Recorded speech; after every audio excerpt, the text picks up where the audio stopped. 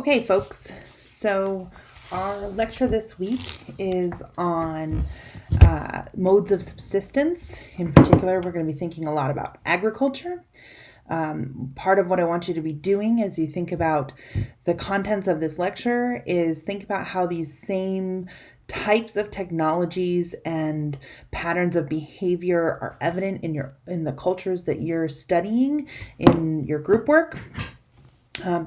I'm going to lecture on a couple of examples drawing primarily from ancient Mesopotamia, but I will draw some comparisons to other cultures, and it's up to you guys to figure out whether or not this model applies to the societies that you are looking at. So, jumping right in.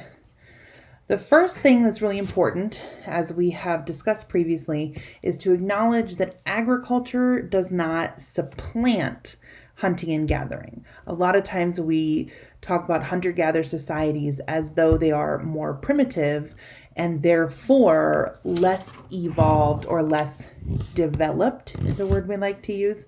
And that's really not the case. One of the important things that we're going to see in this lecture today is that landscape determines the modes of subsistence.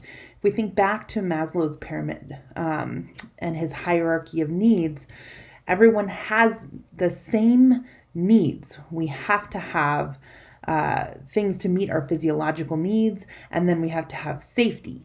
So we're going to be talking a little bit about how agricultural societies made an attempt to meet those needs, but I want to make sure that it's really clear that agricultural societies found a new way to meet those needs, but that did not entirely displace the existing way of hunting and gathering, but it does instead create a new mode of existence. And really not just existence, but relationship to land and a relationship to food that then enables new social structures and social organizations. And one of the things I think we'll see in this lecture is that not all of those relationships or structures are good, particularly because none of the known agricultural civilizations ever endure. Right? And hunter-gatherer cultures and hunter-gatherer lifestyles do. Your own data shows this. This is just a look at the early civilizations data that you guys have compiled. The one culture that does not have an agricultural base to its civilization, we'll see why that word may not be the one we want to use later on. But the one society that does not build permanent settlement based on agriculture is the one that continues to exist, not unchanged, but continues to have the same culture passed down through generations today. And I know that some of y'all, most of you looked at the Kumulipo last week and really got a sense of what that means to be a part of a living tradition and culture. But for those that did turn to agriculture, one of the key things that we want to think about is that agriculture is not merely putting things in the ground and then it comes out and it grows. Instead, a lot of what early societies are doing is engaging at great lengths with the earth and its cycles. So here you see a map of early astronomical sites. So this is the pre-1500 astronomical sites. And I did pre-1500 just because in the Western Hemisphere, the peoples in the Western Hemisphere don't settle into agriculture as early as they do in other parts of the world. And I think that there will be environmental reasons for that, as you'll see. And it's not necessarily, as Vine Deloria would point out, it's not necessarily because they were latecomers to the area, but because agriculture was largely unnecessary. So what does astronomy have to do with agriculture? And this is a really good question. If you're asking yourself, that's the sky, agriculture is the ground. Let's get into it. Most indigenous cultures have a relationship to land that is oriented in their understanding of their place in the cosmos, if you will. I've used this example from the Pyramid Lake Paiute people just because it highlights that even here, even in this place where we exist, this continues to be true for people who are connected to the land, and that connection to the land is not limited to just this place, but that this place is part of a larger picture of the organization of not even all life on earth, but all of existence, right? So in the Stone Mother story, that is the origin myth of the pyramid Paiute, Stone Mother or woman and man, they have some kids, they're always fighting, and man is finally like, no, shut up, I can't take it. And he sends some of them away, and he tells them he's leaving as well because he just can't handle it. And so he goes, he follows the dusty road pointing to the Milky Way. And when they die, that's the road that they'll follow to find him there. So the features of the night sky in the northern Nevada desert are integral to the indigenous people's understanding of themselves in this space. But they're not the only ones. I'm going to use the term the wheel of the year because it is the one that is used most widely today. And I want to make sure that I'm clear that this is a terminology that comes from neo-paganism in order to describe something that is revived from early paganism in Northern Europe, but it also aptly describes other cultures' use of this calendar. And so we'll use it as a general term, knowing that it does come from a specific culture. So the wheel of the year is divided almost universally into 4 main quadrants that are defined by the winter solstice, or the shortest day of the year, and the summer solstice, the longest day of the year. And those 2 halves of the year are cut equally by the equinoxes. And the equinox are the days on which there is the same amount of light as there is darkness. So it's the halfway point between the longest day and the shortest day. In the pagan calendar of Northern Europe, each of those quadrants is divided one more time. And those additional divisions mark the halfway point for each of the 4 seasons. So there are 3 harvest festivals, 2 of which take place in autumn, one of which begins today, this evening. So I'm recording this on Monday, the 21st, at sundown this evening. Through tomorrow will be the pagan festival of Mabon, which is the celebration of the beginning of autumn. So this is the fall equinox, where we have exactly the same amount of light as we do darkness. It is also the second harvest festival. So Lunar is the first harvest festival in midsummer, and that's right around August 1st, and that's when the first harvest of wheat, for example, comes on in. And then Mabon is the second harvest, and Samhain is the final harvest of the last things that are growing at all before the new year for the northern peoples begins. Winter begins at Yule, the winter solstice, and Imbolc marks the halfway point between winter and spring. So for anybody who finds winters very long and hard to endure, Imbolc is the day in which you get to tell yourself, it's okay, I'm halfway to longer days. Oops, that was misspelled. Ostara is the spring equinox, and it marks the beginning of spring. And it literally stands for an emerging from darkness, because now, After Ostara, the days start to get longer than the nights, and it represents that movement towards greater light and life. And Beltane is mid-spring, or the blooming season, when all the flowers are in bloom. And then finally, Litha, the summer solstice, marks the start of summer. But certainly the northern pagans are not the only ones who have a calendar like this. It's called a solar calendar.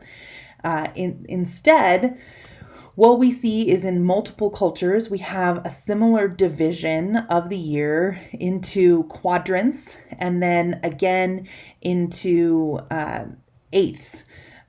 Eight sectors. So the Egyptian calendar reflects that the most directly. The Mayan solar calendar is also very similar. The Aztec sunstone, which you see in the middle, is actually not a calendar itself, but it does go to highlight the way in which this division into quadrants and eight sectors in the worship of the sun becomes so naturalized that it gets integrated even into the imagery that is used to worship the sun and the sun god.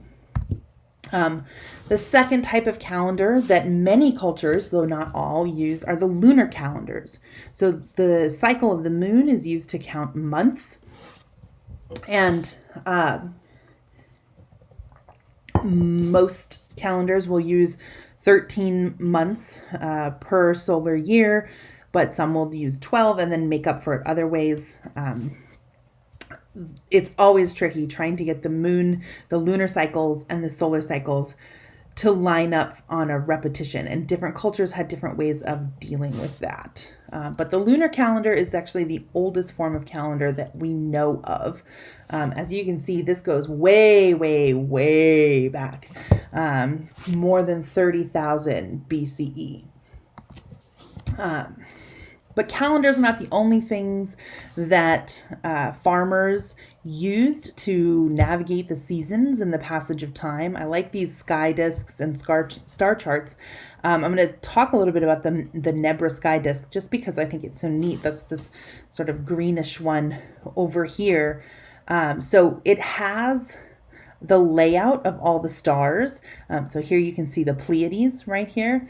And then it has the position of the full moon in the night sky when it is full, and the position of the crescent moon when it is not. And then here, my favorite part about these is these little gold strips here tell you what the horizon is on the winter and summer solstice.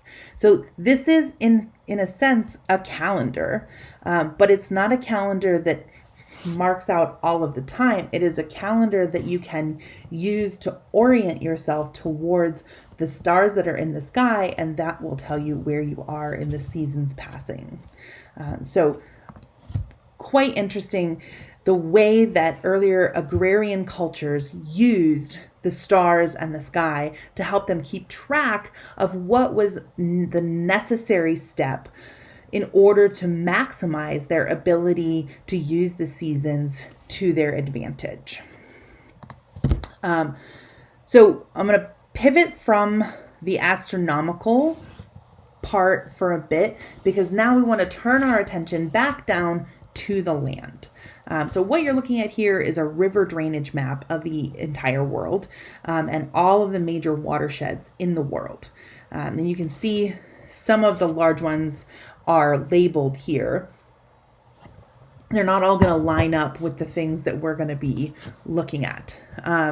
So here are the largest drainage areas, and I've given you the number rankings for each of those. I'm going to let you go ahead and peruse those on your own time, just if you're interested.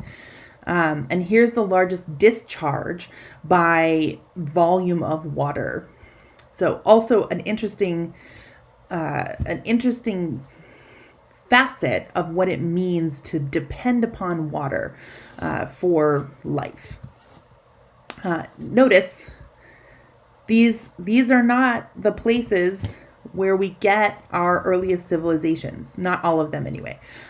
We do get a lineup of our large drainage basins with the Mississippian culture, but not in the whole basin, just down near where the Missouri empties into the Mississippi. That would be the Cahokia culture and their predecessors.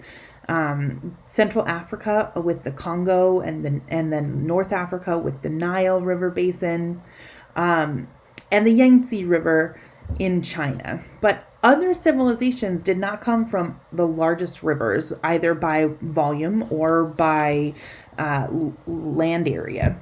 So a thing that we want to bear in mind is why here? Why these rivers?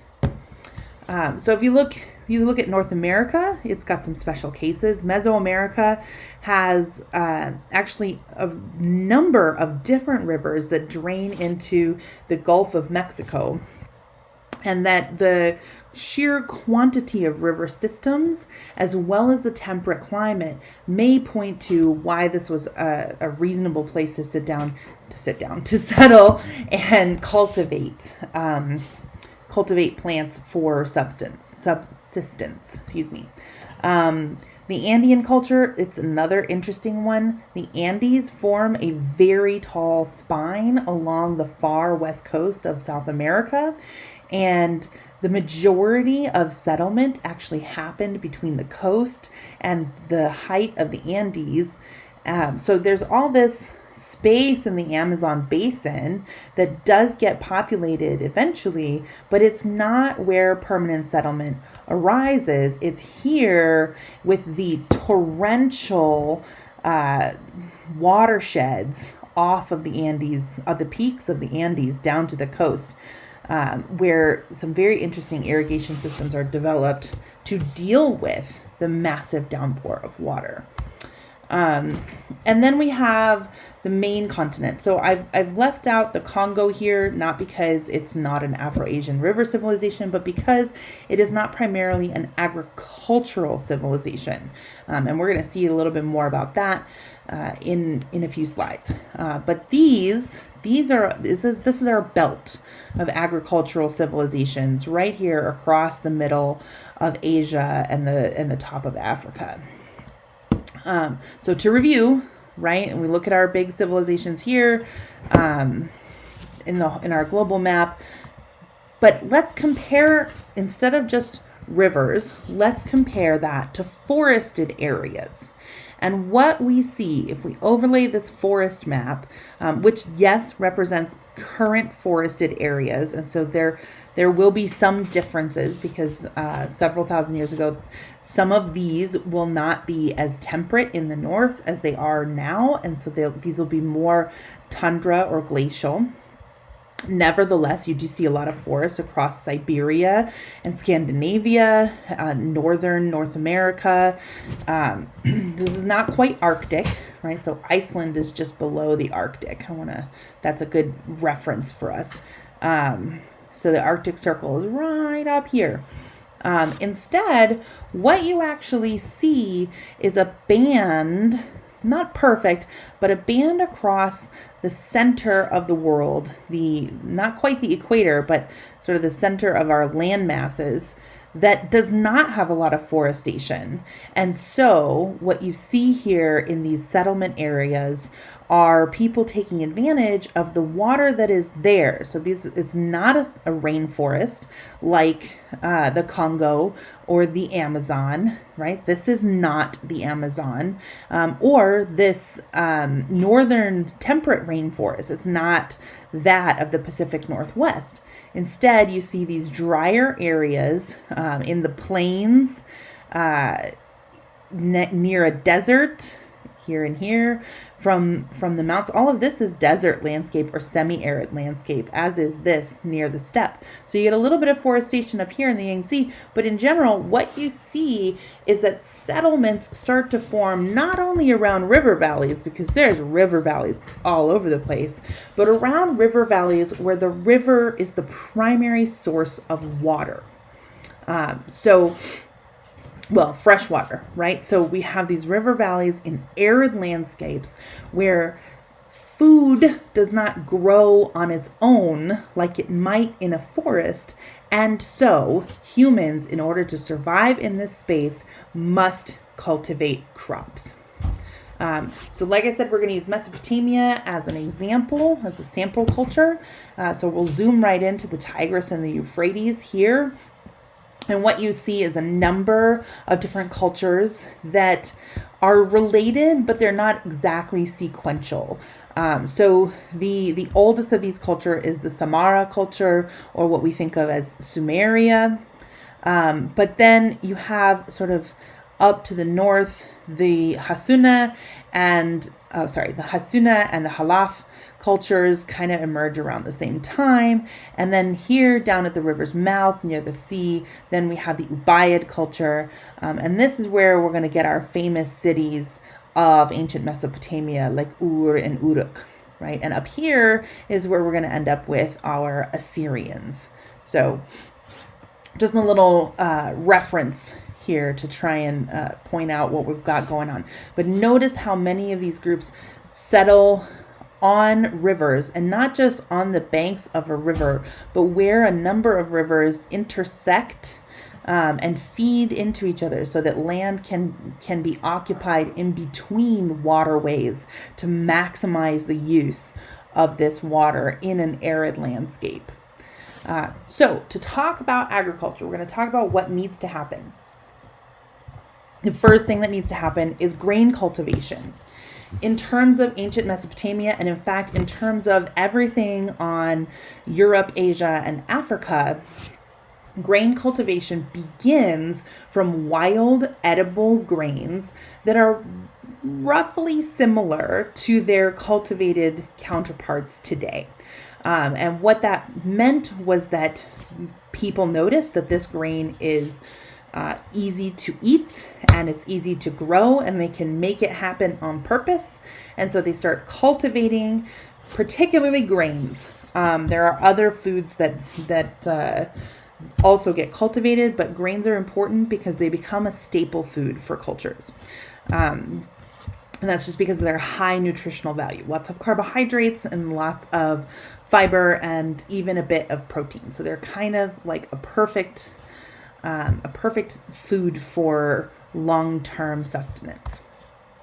However, in the Americas, and this is one of the things that made it difficult for agriculture to really become a primary means of life, there were no wild grains that could be cultivated for food.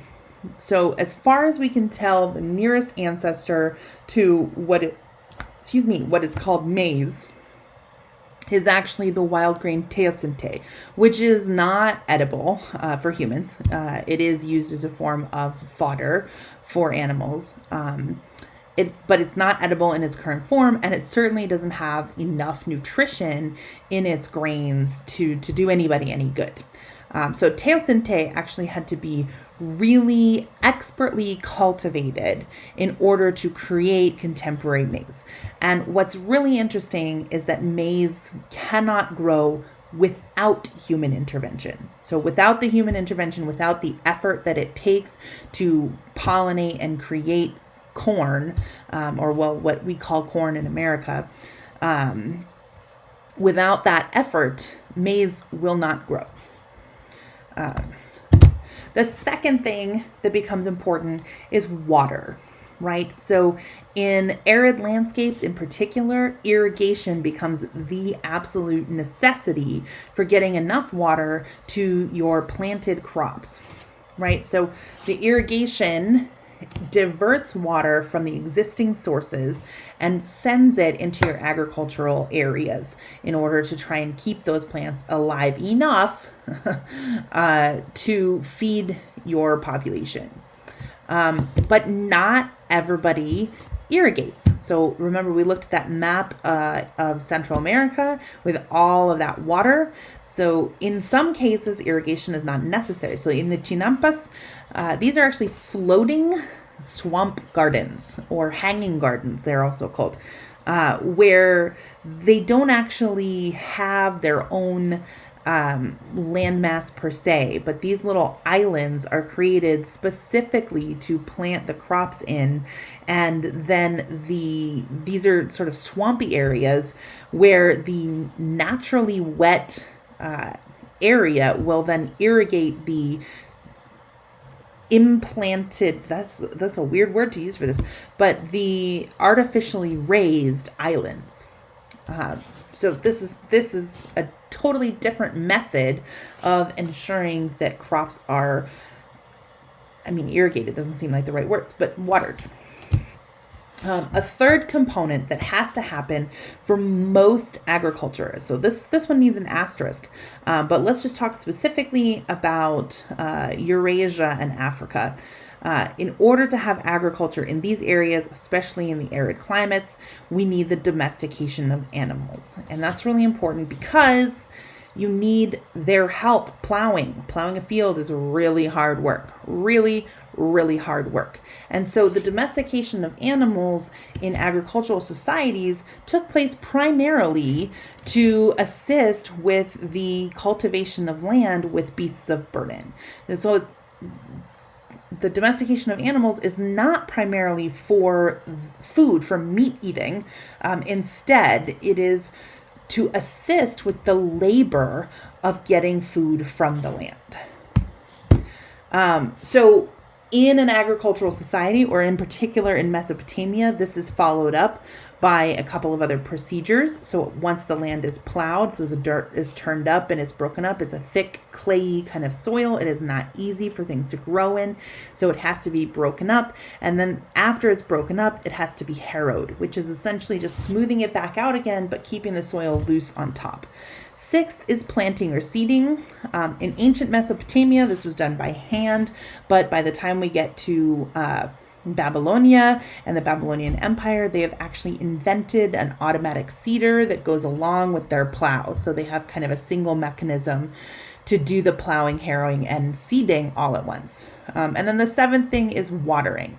So in Mesopotamia, what would happen is that first, if we look back at our little floodgate here, first, this is an irrigation regulator from outside of Ur, I believe, but this is Mesopotamian, ancient. And what would happen is that more water would be allowed into the canals, and that would flood these fields. And that would happen first, and then there would be plowing, harrowing, and seeding. And then after that, water had to be very carefully managed. And so crops would need watered at least 3 times per season in order to make sure that they didn't expire in the desert climate. And after all of these plants have been successfully cultivated, then there is harvesting. So in ancient Mesopotamia, the key crops here are cereals or grains, barley, emmer wheat, and spelt. Then there's also date palms, flax, sesame. Flax is an important source of fat. So is sesame.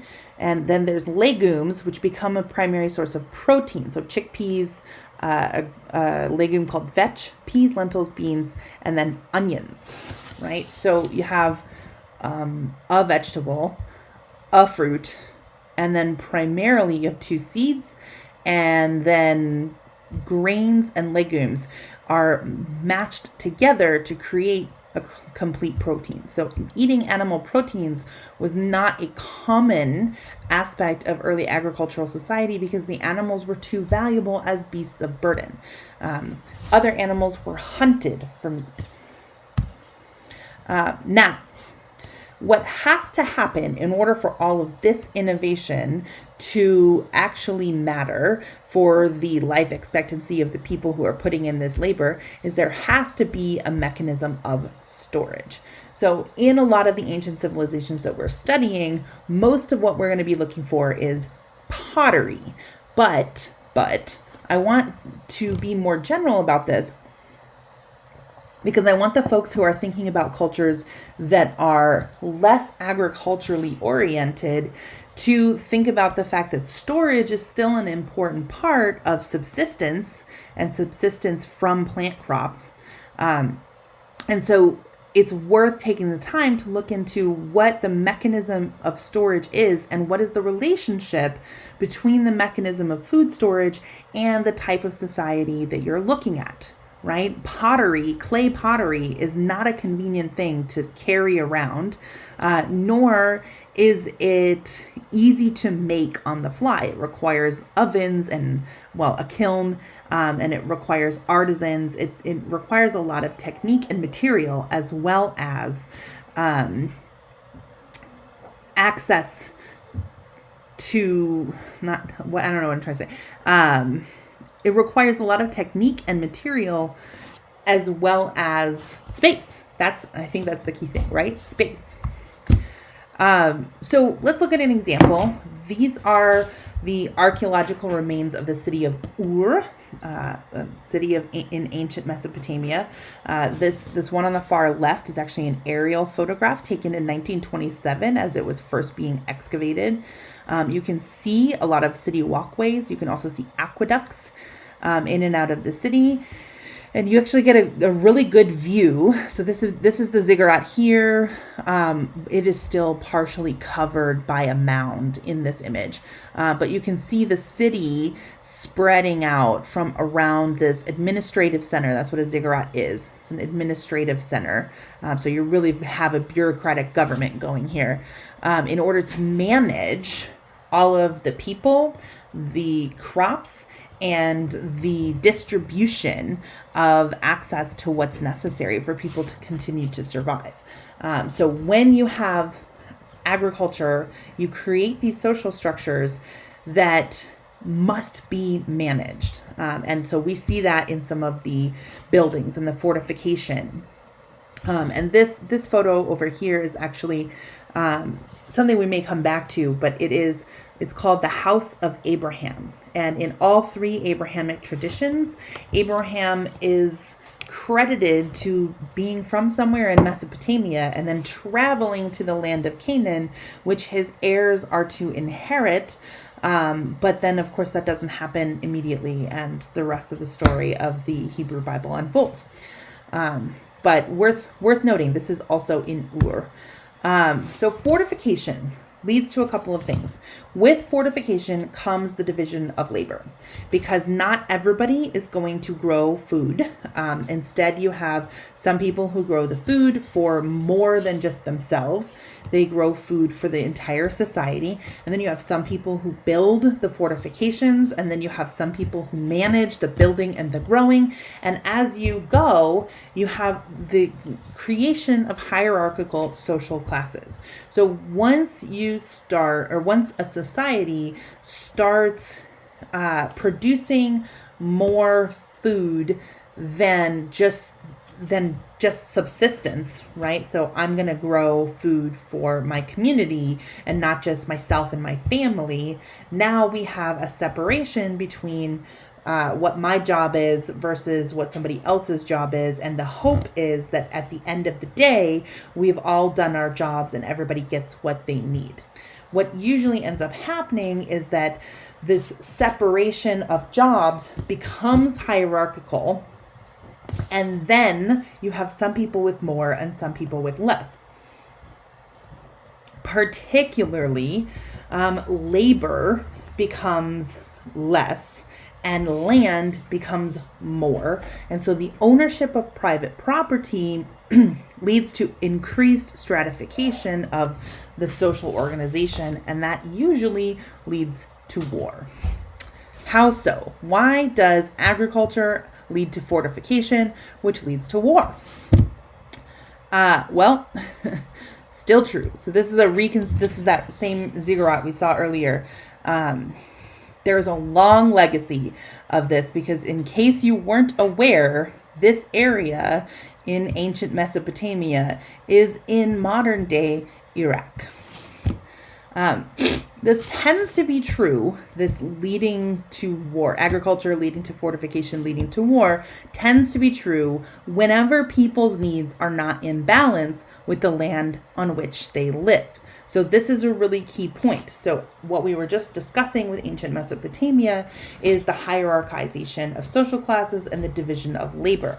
If instead of dividing labor, more people contribute to the farming process and the land stays more flexible, we don't see the same sequence of events. So the relationship to the land really starts to become the foundation on which a society is organized. So in this case, so milpas, which is a traditional form of farming in central Mexico, in milpas, the land doesn't get as out of balance. So what happens in a lot of agricultural societies is that the soil gets stripped of its nutrients. As the crops grow, the plants need the nutrients. And then over time, the soil becomes less and less fertile. And this requires more and more intervention in order to get the same amount of land to produce the same amount of food, or perhaps even more as a population grows.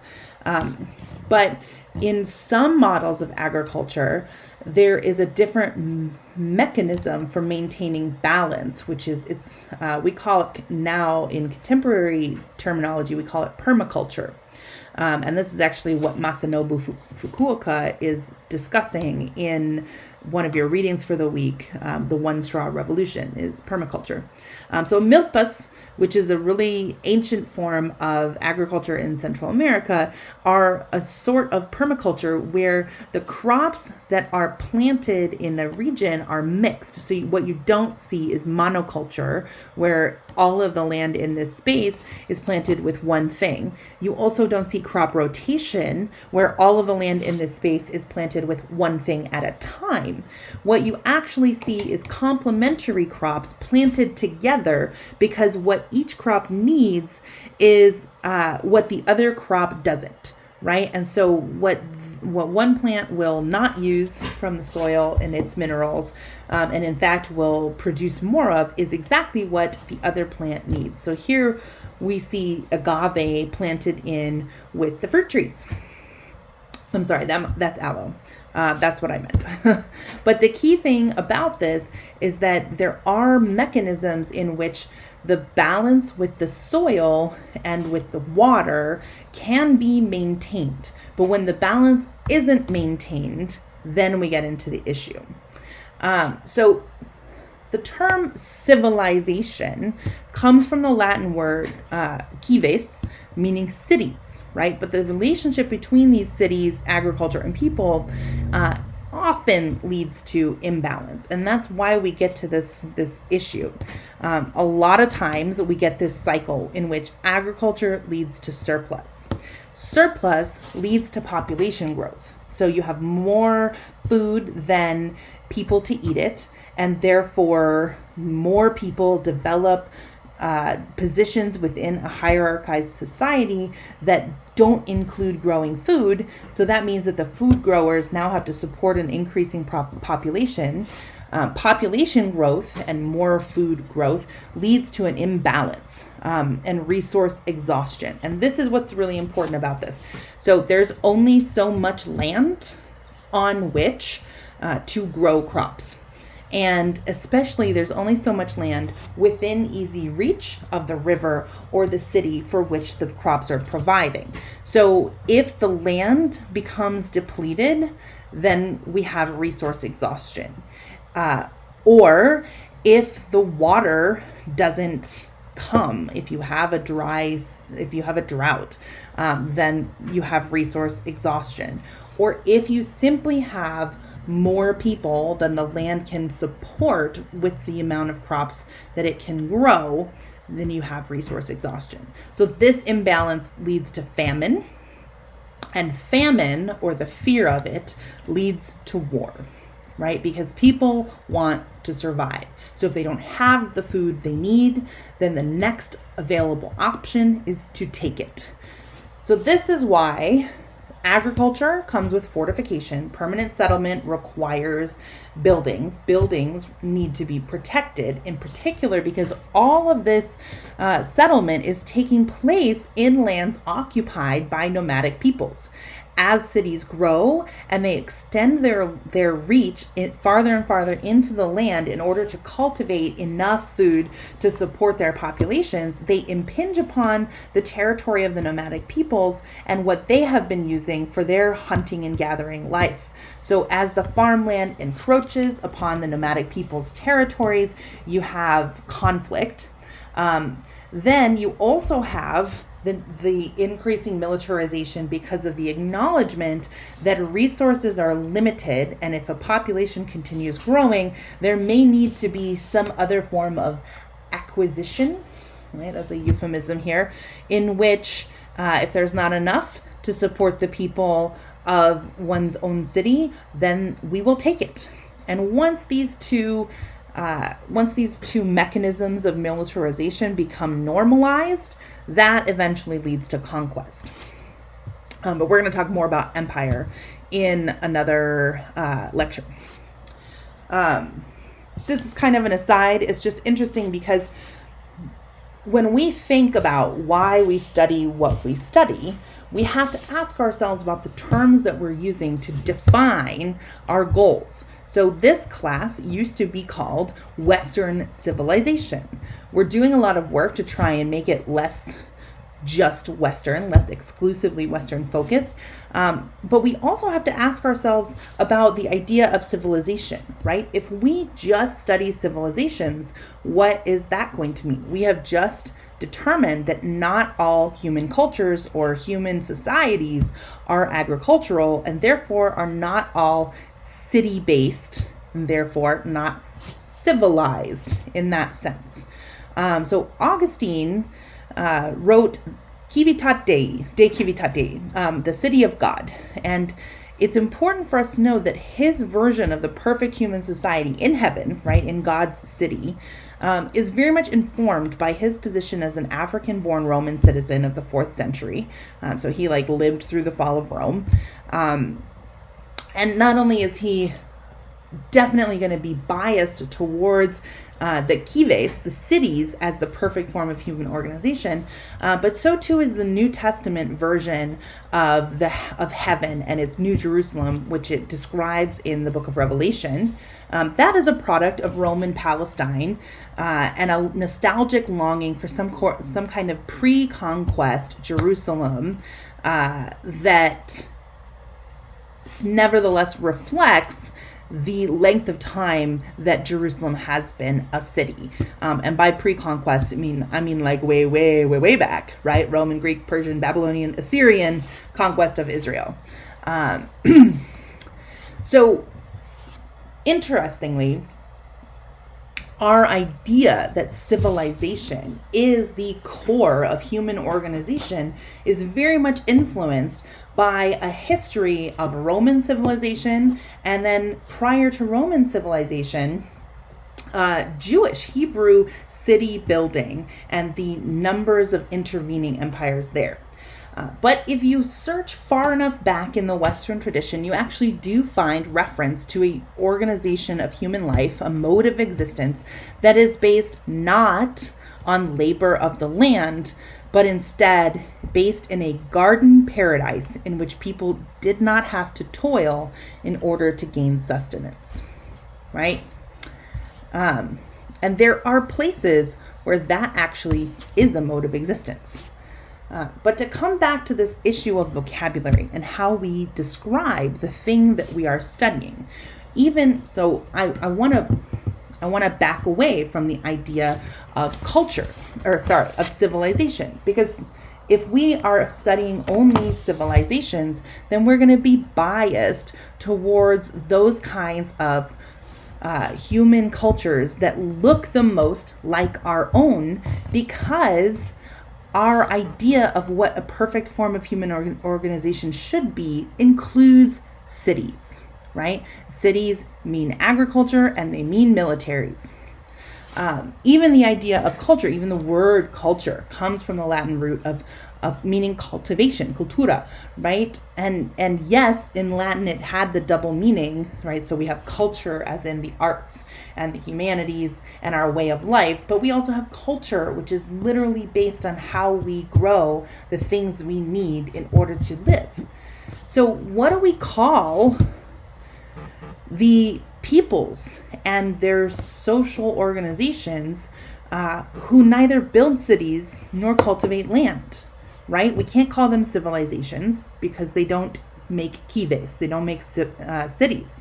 And we can't necessarily even call them cultures, although the metaphor version of that works. We're still using a language of an agriculturally based paradigm to describe a people that does not share that paradigm. And what do I mean by that? There are other relationships to the land and to plants and plant sources of food that do not include cultivation. So forestry is one example. A number of Aboriginal groups in this is an image from California, but you'll also find this in the Amazon, and you'll find this in Australia. There are a number of indigenous peoples, and in the North American Northeast, burning of forest lands was a common practice for the indigenous peoples there in order to manage forest lands. And this is important because a lot of times we think that because there are no permanent settlements or traces of permanent settlements, and where we see agriculture and irrigation and all of the things that we just discussed, because we don't see those traces of these societies, we think that they either didn't exist or they didn't impact their land. And that is not the case, right? So many indigenous cultures have a practice of burning that clears out some of the low-lying underbrush and the undergrowth in forests, and it also clears out certain young trees that catch fire more easily. So these low temperature burns are designed to clear out a space that will enable certain amounts of certain trees to grow, especially old growth trees, but not too densely. So the North American forests of early settlement periods looked wild to the settlers' eyes, but they were actually very, very carefully managed. And many of them are actually managed as deer parks. So in addition to forestry, we also have a different relationship to animals. So we have a different relationship to the land in forestry, and we have a different relationship to animals. And I really should have put this on this slide, but it's called animal husbandry. So rather than domesticate animals, North American peoples instead decided to create environments in which the animals that they subsisted on wanted to exist, where they had ready access to food, and therefore it was easy to hunt them. So deer parks are a really common version of this, in which the trees are maintained far enough apart that there's not too much undergrowth. You don't have raging wildfires, but you do have young growth that the deer like to eat. So you don't have the sort of middle brush that happens in forests when they get to be overcrowded. And then the other thing that happens is when the forest becomes too dense, it will completely kill the undergrowth. There will be no undergrowth because there's no light getting through the canopy. So there's just a right balance in the middle in which indigenous peoples would make sure that there was undergrowth, but not too much. And that was exactly what the deer would eat, and that is what would bring them into the spaces where the natives would hunt. Another version of this that's not forestry, but it's a type of animal husbandry that was created through burning, was the extension of a bison corridor. So bison were native to the Western Plains, but they were an excellent source of meat and hide and materials. And so indigenous peoples actually burned a corridor across the top of North America through which they could herd or encourage bison to roam farther and farther east. So there is a reason that Buffalo, New York is called Buffalo, because the bison had reached that far east, encouraged by the corridor that the indigenous people had burned into the landscape to bring them there.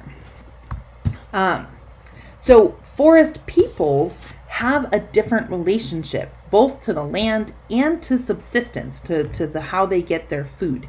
And it's worth reminding ourselves of where that forestation is. So here, this is that Great Plains, and look at that bison corridor. Still visible in some ways, right? So here's our Great Lakes, but just south of those Great Lakes, you see that corridor stretching east, and then the remnants of it here, but the forest is kind of taking over again. But what you find in these spaces are people who did not have to cultivate land in order to have enough of what they needed to meet their needs. And because they did not cultivate land, they also did not develop complex settled societies. They did develop complex societies, but they were not stationary. So a really great example of this is the Amazon. For a long time, it was accepted science that no large settlements could have existed in the Amazon. It's too dense. It's too difficult to inhabit. And it turns out that archaeologists are discovering how wrong they have been, and that large settlements were likely in the Amazon, just not in the same way that we have learned to look for settlements when we're looking for agricultural societies. So Amazonian peoples would instead practice a different kind of forestry, where instead of trying to cultivate animal husbandry, they instead created essentially orchards that were constantly producing edible crops all year round, and that one literally just had to walk through the forest in order to fill your basket with everything you needed to eat. And that's just the incredible fruit of the biodiversity of the Amazon. So these orchards were a long-standing legacy of making sure that exactly the right trees in exactly the right places were planted and pollinated in exactly the right ways to make sure that they could continue to grow with minimal intervention. And that minimal intervention freed up those peoples to pursue other activities. So they did not become so centrally focused on the labor of agriculture. So a term that we can use for this, instead of agricultural societies and landscapes, we can call these anthropogenic, which means that there are landscapes, ancient landscapes, that are created by humans that are not agriculture. So these Amazonian orchards are one example. The bison corridor is another example. Deer parks are another example. So this brings us back to our central question, and this is really how we're going to wrap up this lecture. When we begin our study of human societies and ways of life with only civilization and culture, or when we define our study of humanity through those two terms, civilization and culture, we actually erase a majority of peoples from the history of humankind, and we invalidate their modes of existence. By calling someone uncivilized, it's an insult. We're saying that they're somehow primitive, or another word that got used a lot was savage, as if they're wild, no more than animals. But in fact, many peoples outside of the cultures that created civilizations are just as cultivated in the metaphorical sense. They have rich traditions and practices, and they also have a commitment to a way of life that has met their people's needs for generations. And so it's really important that we question whether or not we want to consider this class as a study of civilization, or civilizations, plural even, and culture. right? Is that really what we're doing? And if it is that what we should be doing? Is that what we want to be doing? And this is an open question. I don't have an answer for that, but I think it's worth all of us thinking about it. And this question is going to come back to us in our next metacognition assignment. So let's follow this logic, right?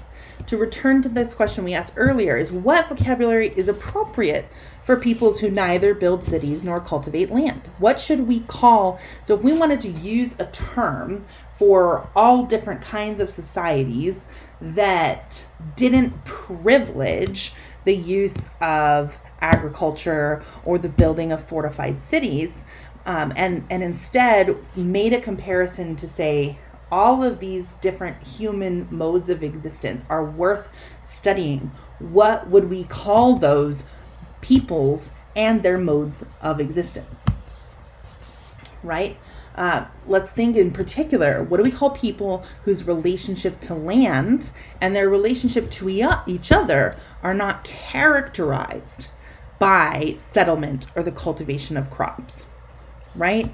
So we're asking about what vocabulary is appropriate, but really one of the things that this reveals to us is that the cultures that we are studying are very much defined by their relationship to the land, right? They're defined by their relationship to the land because that's how they exist, and that is what structures their relationships to each other and ultimately their relationship to the world, to the physical world they inhabit. So here are some ideas that I've had, and I am welcoming suggestions. I would love to hear your thoughts. So here are some names for groups of peoples with a different relationship to each other. They're not as hierarchized or stratified because they don't have a division of labor that comes from agriculture, especially agriculture in an arid region. A society, that comes from the Latin word socius, which means companion, right? So society is a group of companions, people who keep each other company. Then there's community. I like this one a lot, right? So the Latin communis, com is together, and munis means bound. So if you put it all together, a community is a people with a shared duty. Or we can just call them a people, which I've been doing a little bit in this lecture. The Latin populace means a human community, right? A body of citizens. So that might be a useful one. And then nation is what indigenous peoples use to refer to themselves as a group. The Latin natio refers to birth, right? Naissance means birth. Natio literally means I am born. And so a nation nationis, refers to a place of birth or a people with whom that place of birth is shared. So nation as a descriptor for a people refers to a shared origin or a shared place of birth. What do you call their homes, right? They're not cities. They're not civilizations. You could say country, that we use that for to refer to the places where we live, right? We live in a country, and that comes from contrada, which means quarter of a city, so that maybe doesn't work. Motherland and fatherland, depending on the kinds of culture they come from, might work, right? The land of my mothers or the land of my fathers. And there's nation for land instead of people. So land where I was born, but sometimes the land where you're born isn't necessarily the land that you identify with. So none of these are working perfectly. And then there's the ancestral lands, right? Which I think might resonate the most with an indigenous group. But it becomes a difficult thing to navigate for people who are new to an area. So there are ancestral lands, land where my ancestors walked, lived, or remain, right? Many indigenous cultures believe that ancestors continue to exist in the lands that they have traditionally occupied. So what we call the places and the people that we are discussing matters. If we limit what we look at to only civilizations and to only cultures, then we really have already used the history of Western civilization to define what counts as a human mode of existence. So instead, we might think of, instead of agriculture being the defining term for this lecture and this week, we might think instead of modes of subsistence, living with the land.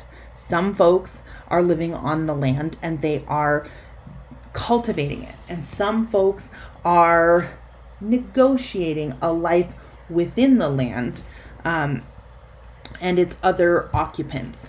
And it is worth acknowledging that there are other forms of relationships that other peoples, other nations can have with the land in which they live and the environment in which they live and the way that they relate to their modes of subsistence, which is their mode of gaining enough to live, enough to eat and to have shelter and to exist in this space. So bear all of these angles in mind as we turn towards the rest of our week